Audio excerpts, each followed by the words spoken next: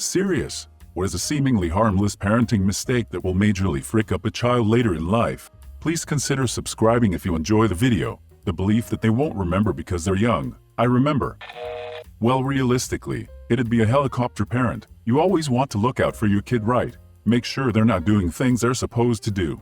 Walk in without knocking? It ruins a relationship with a kid because even though you have a sense of privacy, the kid doesn't and will always paranoid of anyone entering their room without warning. It ruins a kid. Would my mom let me do this? Is she okay with it? Using them as props for jokes in public. Glad you got a kick out of it. Dad. My mom was mad at me because of a 9/10 on a test. She hit me and yeah, it hurt a lot. I wrote her a letter, tell her about it.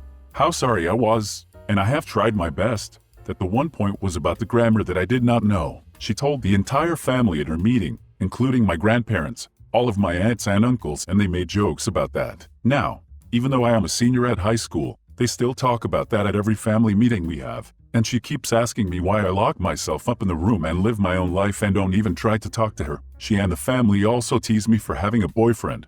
She keeps calling me, telling that she knows he does not love me, and I'm going to get dumped, and more stereotypes that she has in her mind. Literally 1 year ago, she and the family tried to bring me to the hospital for gender check because I keep watching soccer. LOL. Not following through with your promises. If you told your child you were buying ice cream tomorrow in the hopes that they'd forget and the next day when they ask you tell them no, they'll see you as unreliable. Ice cream is just the first thing that came to my mind. I'm sure someone else can explain better what I'm trying to say here without sounding so ridiculous. Mocking them, laughing at them. Adults do it to each other all the time. But kids who haven't been immersed in the background cruelty of our culture for years don't understand that it's just the language of the land. And not that they themselves are particularly unworthy of respect.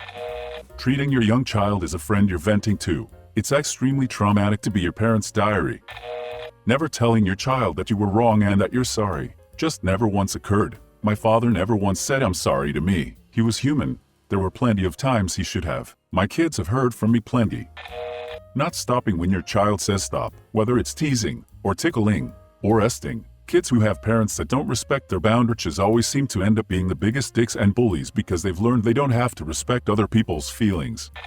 Treating crying as if it's something only weak people do. My dad in particular used to yell at me for crying, which only made me cry more, which made him yell more. And you get the point. In high school, I tried to bring up the possibility of me having anxiety problems that I'd spoken to the school counselor about because my friends made me go since they were worried. He told me I was just a drama queen. I can't express that I'm anxious or stressed around my dad because others have it worse. Even now I'm 21 and seeing a psychiatrist in a couple weeks because I've just felt so bad lately and I would never let my dad know. I think I'd rather die than my dad know I've been seeing a psychiatrist and discussing the possibility of me having OCD with said psychiatrist. Which does explain a lot and is actually kind of comforting for me to know. Because he'd get so mad at me for being weak. No discipline at all. I have a cousin who was always told they could do whatever they wanted in life and did not get into trouble at all despite some rough behaviors. 20 years later they are in therapy when they realized it was because they never really were disciplined in life. Cousin is getting over some past trauma. If you qualify for food stamps, take the freaking food stamps. Do not make your kid live on macaroni and cheese made with water because we don't take handouts. Making them give physical affection when they don't want to. If Uncle Bob makes them uncomfortable, don't make them give him a hug. If Aunt Karen freaks them out, don't make them give her a kiss. Of course, it's important that they be kind, but don't teach them that the feelings of others is more important than their bodily autonomy. Not creating a safe space for your kids to tell their secrets and make mistakes. When I was younger, I excitedly confided in my mom about my first boyfriend, but instead of calmly talking me through this, she immediately brought my dad in the conversation and they both yelled at me and forced me to break up with him. Telling your kid they are always a winner. We love our kids and want them to feel special, but it's setting them up to be disappointed later in life when they find out not everyone can win. Let them feel the disappointments early on, and teach them it's okay. They'll grow up better able to handle the stresses of life. The saddest part of this question is that my mom had done so many things that everyone is saying is bad. Not hugging, praising, telling me to suck it up, etc. So let me give one that I feel would have helped me out growing up. Do not be afraid to admit when you are wrong or when you make mistakes to your child. My parents would go out of their way to justify any mistake they made and make it seem as if they were right no matter what the situation was. Gave me a pretty messed up view of right and wrong, as well as learning from mistakes, but was fixed by my grandma. It's a long story that I don't want to get into right now. not giving them a factual and straightforward sex ed talk. My parents answered my questions truthfully and at an age-appropriate level throughout my childhood, and I am extremely thankful for it. Others around me have clearly not been that lucky. Giving in to your kids' wants and desires without upholding discipline and consequences will give your kids a large uphill battle to climb later. I say this BC my parents babied me a lot when I was young. I never had to do anything I didn't want to do. When I started getting bad grades BC I wasn't doing my homework. My parents would have conferences with my teachers so they could give me extra credit. I had a rude awakening in college when I realized how hard life is. I 100% love and adore my parents. And who's to say if they did discipline me more that I'd have turned out any different? Probably not, but you never know. But when I have kids I already know a few things I'd do differently. Never saying sorry to your kids. My mom only just recently started telling me sorry when she gets worked up. It's built up such a resentment for her over the years. And I also have trouble saying sorry myself because of it. Tell your kids sorry, especially if you overreact to something they did. I feel like most of these responses fall under seemingly harmful. A seemingly harmless mistake is rewarding your child with something when they do something they already enjoy. Take, for example, reading. If a child just enjoys reading, let the child read without giving any reward. Once you start rewarding the child for that act, their intrinsic motivation gets replaced. It's called the overjustification effect. I grew up in a very strict Asian household. My parents were very strict on the never wake us up policy. To this day I get very anxious and refuse to wake people up, in fear of being yelled at and locked in a closet. I'm 22 years old.